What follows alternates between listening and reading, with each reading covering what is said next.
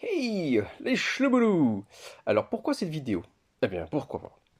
Alors, aujourd'hui, c'est un vélo de ville Nakamura. Donc, j'ai depuis bientôt, maintenant, on va faire des petites virgules, mais en gros, allez, 3 ans. Donc, petit bilan sur ce type de vélo de ville non électrique. Hein, comme vous voyez, c'est pas du tout électrique. Petit bilan sur ce vélo. En sachant que moi, je fais une utilisation principalement pour aller à la gare. Ça fait 3,9 km de trajet, donc moins de 8 km par jour aller-retour. Et puis quelques démarches administratives au courant de la semaine ou si je dois faire des petites courses, des choses comme ça. Voilà mon utilité. Donc c'est pas non plus pour un usage intensif, mais permettre de pouvoir aller travailler en toute tranquillité et en ayant en tout cas une démarche de mobilité écologique. Alors comme je vous parlais de faire quelques petits courses ou de démarches administratives, ce qui est vraiment très positif sur ce vélo-là, qui était déjà de série, c'est donc ce panier qui est vraiment extrêmement pratique à enlever avec ce petit clip, tout simplement. Il suffit de le tirer et ça s'enlève vraiment très facilement. Donc ça, vraiment, très gros point positif. Vous avez également deux anses qui sont mises à disposition. Donc il suffit en même temps que ça vous serve de panier si vous voulez utiliser celui-ci pour ne pas utiliser de sac. En termes de profondeur, vous avez vraiment beaucoup de place puisque moi j'arrive à rentrer un sac de course plastique, ceux qui sont en dessous du format du gros sac de course. J'ai été vraiment très étonné dès les premières fois. Donc j'utilise vraiment très régulièrement. Vous voyez, hein, ça a déjà bien servi. Mais au bout de 3 ans, voilà, les petites tâches avec le temps. Hein. Puis il faut savoir que bon, là, il y a une petite partie de tissu qui commence à s'enlever. Mais il a déjà beaucoup chargé. Sinon, dans l'ensemble, il est resté propre, il est resté correct. Une très très bonne matière. Il s'est pris également beaucoup de pluie. Pas parce que je veux aller rouler sous la pluie. C'est que le climat décide de lui-même. Et puis moi, j'abdique selon si je reviens de la gare ou pas. Petite partie plaque phosphorescente. Ensuite, justement, au niveau des éclairages. Alors, comme vous voyez, un défaut quand même sur ce vélo, c'est comme vous voyez comme ça, vous avez l'impression qu'en fait, il n'y a pas d'éclairage. Et qu'en fin de compte, eh bien, c'est vachement bien fait. Oui. Il est en dessous. Sauf que comme il est en dessous, vous voyez, même si on le règle, peu importe si on le descend au maximum, le souci c'est qu'en fait l'éclairage il est obstrué. En plus c'est un éclairage avec une ampoule normale, classique, avec une pile dedans. Moi je l'ai utilisé pendant que c'était neuf. Et après j'ai arrêté vraiment vite fait parce qu'en plus en termes d'étanchéité, c'était vraiment pas le top. Ça commençait à clignoter un petit peu, à vibrer. Bon par contre ça permet de garder le catadioptre. Et ce que je fais c'est que moi ici sur cette partie là, j'ai acheté un clips d'éclairage rond à LED avec un éclairage fixe ou un éclairage clignotant ou en flash. Et ça se clipse très bien et j'utilise celui-ci. Sinon, si on continue sur la partie avant, mais qui va nous servir également au niveau de la partie arrière, ce qui était fort sympathique sur ce type de vélo quand il était neuf, c'est que c'était des pneus marrons. Alors là, ils sont plus très marrons, mais normal, hein, puisque bientôt 3 ans.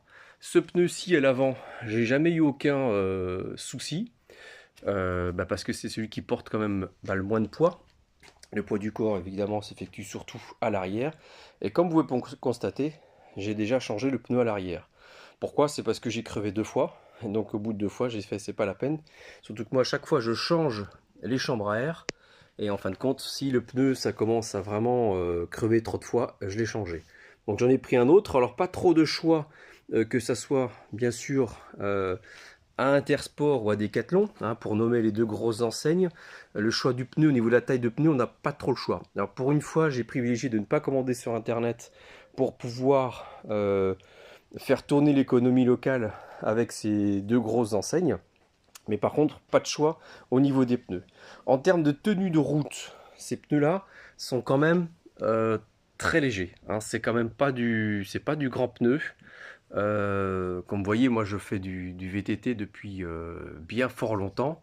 J'ai fait pendant les périodes d'années énormément de kilomètres. Je suis à plus de 30 000 kilomètres.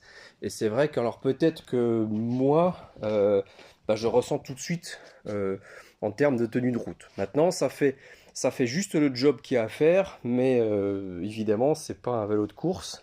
Et il faudra faire attention à ce moment-là. Les freins V-brake. V-brake. Alors, je les ai pas encore changés, mais ce que j'ai fait, au vu de l'usure, vous voyez ici, hop, avec une clé Allen, ça se dévisse assez rapidement. Et en fait, ce que je fais, c'est que je les retourne. Comme vous avez toujours une partie qui s'use plus vite, en haut ou en bas. Et après, donc en fait, il vous suffit de les retourner. Donc ceux-là, alors je ne me trompe pas de... Si voilà, c'est ceux-là, je les ai changés déjà une fois, et ceux de l'arrière, je les ai pas encore changés, mais je les ai retournés. Les freins à l'avant se sont plus usés, enfin les patins à l'avant se sont plus usés qu'à l'arrière. Alors que, bon, moi je freine des deux freins euh, en même temps, mais je pense que avec l'énergie cinétique, en fait, avec le poids que vous emmenez, eh ben, il y a plus de poids sur l'avant. C'est un vélo 7 vitesses qui fait, on va dire, juste le job qu'il faut. Moi, je fais uniquement du faux plat, donc avec une légère petite montée, mais pas grand-chose. C'est peut-être un petit peu juste au niveau du poids du vélo. Après, je pense que celui qui n'a jamais fait de vélo et qui se met à faire du vélo de ville pour aller justement à son trajet de travail ou à la gare, il peut être vite facilement, en fin de compte, un petit peu déçu parce qu'il va falloir quand même pousser pas mal sur les jambes. Euh, donc, quelqu'un qui est averti va prendre ce qu'il y a à prendre et puis il n'y aura pas de souci. Mais quelqu'un qui est débutant, je pense qu'il faut prendre quelque chose de plus léger ou qui ait plus de vitesse.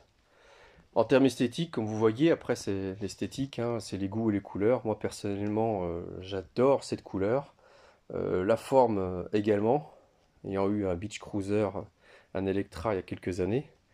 Petit rappel des poignées marron avec la selle marron. Donc ça, c'est que de l'esthétique. Ça regarde chacun. Les poignées, beaucoup appréciées. Comme vous voyez, c'est une poignée ergonomique. Donc il y a ces petits déports là qui permet de mettre sa main. Hop, quand on met sa main, c'est peut-être des petits détails, mais vraiment qui ont une grande importance parce qu'en termes de confort, eh ben, on a moins mal aux mains et ça force beaucoup moins sur les poignets. C'est ce qui est également moi mis sur le VTT, en poignée ergonomique. Que si ça avait été des poignées toutes rondes comme certains y font, c'est vraiment très inconfortable. Celle-ci, presque 3 ans, hormis, vous voyez, un petit peu la couleur qui a été un petit peu patinée, mais qui a un côté extrêmement sympa de vintage, elles sont vraiment confortables. Vraiment confortables. Sinon, au niveau des vitesses, on va dire la gâche, je ne sais pas comment on appelle ça exactement, se retourne très facilement. Sauf que là maintenant, bientôt au bout de 3 ans, je commence à avoir des soucis de passage de vitesse. Donc il va falloir que j'emmène les faire régler. Et en fait, ce qui commence à se passer, c'est que là, je suis en position 2. Lorsque je passe en position 1, j'ai un souci avec le dérailleur. Alors ça, j'ai essayé de le faire moi-même, regarder, observer, mais il n'y a rien à y faire. Je vous explique.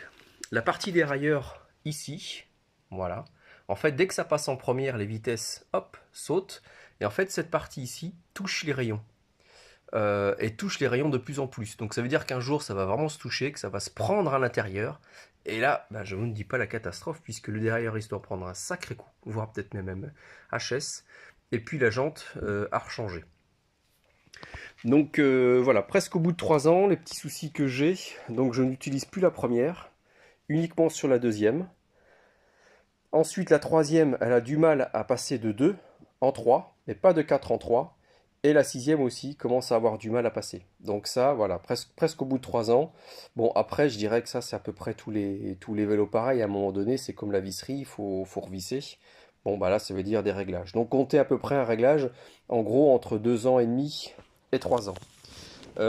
Petite chose aussi, pratiquement au bout de 3 ans, qui a commencé à bien se desserrer, c'est le guidon. Donc, pareil, vous avez un réglage en dessous d'une vis à clé Allen. Même en serrant à fond, ça a quand même du mal. C'est-à-dire que si vous démarrez d'un coup, vous démarrez d'un coup, et puis comment dire, vous maintenez énormément sur les poignées sur le guidon, bah, le guidon il va se baisser ou il va monter. Et même en le serrant à fond, bon, bien sûr, moi je suis pas non plus un bourru, ça a tendance à se desserrer. Alors peut-être que dans l'avenir, je regarderai peut-être à changer carrément la vis à l'intérieur, et c'est peut-être le pas qui est un petit peu défectueux. Sinon, en termes de peinture, ben, vous avez vu, en fait, la peinture se maintient très bien, en sachant que quand même, lui, il a subi de la pluie, du vent, même une fois de la grêle, de la neige, et puis des fortes chaleurs, puisque j'utilise vraiment, vraiment au quotidien pour aller à la gare. Ensuite, la selle, vraiment très confortable. En règle générale, c'est un vélo confortable. Si vous avez trouvé votre bonne position assise au niveau du tube de selle, donc vous voyez, en fait, il est quand même assez haut. On peut faire un très bon réglage. Moi, je fais 1,77 m. Donc peut-être que pour les personnes plus grandes, si on peut, je peux aller au-delà d'1,80 m. Au pire, changer le tube. Mais si vous trouvez le bon réglage, avec le bon réglage également de votre guidon en le montant, le descendant, moi je trouve un vélo très confortable. Et la selle, malgré c'est à peu près 3 ans, elle est restée complètement correcte. Ensuite, porte-bagages qui m'a déjà énormément utilisé, bien fait, bien vu, puisque déjà, il y a déjà de quoi mettre ce qu'il faut en dessous. Alors c'est un vélo qui était donc à peu près 3 ans, qui était un peu plus de 300 euros. Ça a dépassé les 300 euros. Avec la carte fidélité que j'avais obtenue, ça m'avait fait une remise. Moi, je l'avais acheté à 280. Mais sinon, en prix normal, un peu plus de 300 euros. Bon, pour 300 euros, vous en avez pas de tarif. Après, au niveau de l'éclairage à l'arrière, c'est exactement comme à l'avant. Sur forme de pile, voilà. Et en fin de compte, pareil, la pile s'est vidée assez rapidement. L'étanchéité, vraiment pas top. Ça a commencé à clignoter, à pu s'allumer. Donc moi, c'est exactement pareil. En fait, je mets un éclairage à LED ici. Ça se clip très facilement avec un caoutchouc. Et encore, même pas. Moi, c'est des LED devant. Mais ici, c'est des lumens. C'est encore plus fort. On peut le mettre en éclairage fixe, comme en flash, comme en clignotant. Et ça, wow! C'est vraiment extrêmement bienvoyant. Ensuite, gros défaut que j'ai eu sur ce vélo, et je pense que c'est vraiment, vraiment le plus gros défaut. Vous savez que c'est, comme je vous expliquais tout à l'heure, au niveau de la visserie, avec le temps, ça se dévisse. Mais ça, c'est pas propre à des vélos, c'est sur l'ensemble de toute la mécanique qu'on peut retrouver partout, ou même dans une maison. Là, la difficulté que j'ai commencé à avoir, c'est que la jante a commencé à se voiler tout doucement. Donc ça, en général, c'est des rayons qui commencent à se dévisser. J'ai essayé de regarder vite fait. Bon, très bien. Je l'ai utilisé très peu de jours dans la semaine pour aller donc à la gare. Et ça a commencé de plus en plus à se voiler. Je suis allé à Decathlon, qui est le plus proche de chez moi, puisque l'Intersport a quitté la zone où je suis, est allé plus loin pour construire beaucoup plus gros. N'ayant pas de place ce jour-là, m'avait dit de repasser dans plusieurs jours afin qu'il puisse revisser les rayons. Je suis rentré chez moi et en fait je l'ai réutilisé pour aller à nouveau à la gare. Et en fait ça a commencé à devenir de pire en pire. Donc du coup j'ai utilisé mon VTT. Et en fait ce qui s'est passé c'est que le jour où j'ai commencé à rentrer de la gare, en fait j'ai eu un rayon qui s'est carrément cassé, plié. Sauf que vous imaginez qu'un petit peu un rayon qui est plié, qui s'accroche directement dans le dérailleur et puis les conséquences que ça peut amener. Donc vraiment voilé, rayon cassé. Bon ce que j'ai fait c'est que je suis retourné directement à Intersport. Cette fois-ci pas en vélo parce que je pouvais pas y aller en vélo, c'est trop loin. Enfin c'est trop loin, hein, c'est à 6-7 km. Et puis, en fait, j'ai amené ma jante, j'ai tout démonté. Enfin, au préalable, moi, j'avais démonté pour regarder ce que je pouvais faire. Et lorsque j'ai démonté la partie ici du moyeu, en fait, quand j'ai démonté, bah, j'ai les roulements à billes à l'intérieur qui sont tous venus. Donc là, je me suis retrouvé vraiment dans l'incapacité de pouvoir enfin faire plus, moi en tout cas à mon niveau. Donc, Intersport, j'ai emmené, ils étaient un petit peu étonnés de voir justement tous ces roulements en billes qui étaient partis. Et puis, bah, obligé de recommander une jante neuve, parce que je ne me voyais pas de toute façon rafistoler l'ancienne jante. Et puis, sur commande, ça a été assez rapide, sous quelques jours, parce qu'ils n'en avaient pas en stock. Et il fallait compter 38 euros. Voilà, 38 euros la jante, avec en plus une grande gentillesse, en tout cas, de la personne que je vais faire à Intersport, qui m'a gentiment demandé déjà la dernière fois ben, que j'hésitais pas à ramener ma chambre à air et mon pneu. Ça fait qu'en fait, lorsque la jante neuve est arrivée, ben, en fait, il m'a remonté la chambre à air, le pneu. Alors voilà, c'est des petits détails, c'est des petites choses, mais j'aurais pu très très bien me vendre la jante comme ça, et puis je rentre chez moi et je me débrouille. Donc, et puis ben, après, c'était vraiment très propre. Donc voilà, faire attention vraiment, parce qu'en fait, quand ça commence à se détendre, hein, peut-être vérifier justement régulièrement si ça se détend et si ça bouge. Et puis vraiment bien regarder, bien observer, parce que bah, du coup cette jante-là, bah, elle a eu tendance à se voiler beaucoup plus rapidement que je pouvais le penser, et jusqu'à la casse. Alors que je suis quelqu'un qui fait environ 72 kilos, donc après les poids, ça oscille régulièrement. Mais donc on peut pas dire que j'ai non plus chargé comme un bourrin mon abdomen. Et puis les quelques fois où j'ai utilisé pour charger ici, c'est que des cartons ou des boîtes, hein, des choses comme ça. Je sais pas, j'ai jamais chargé des gros poids. Donc un petit peu bilan de ce vélo.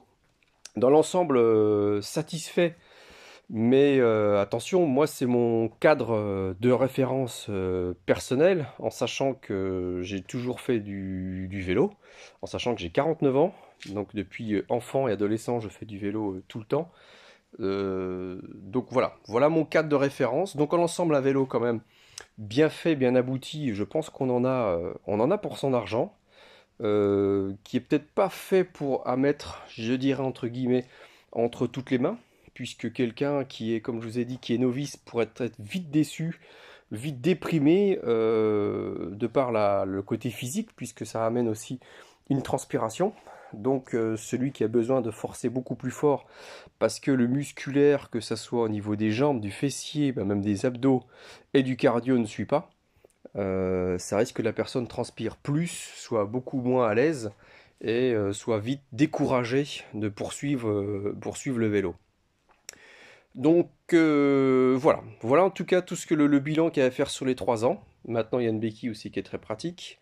Maintenant c'est mon avis personnel.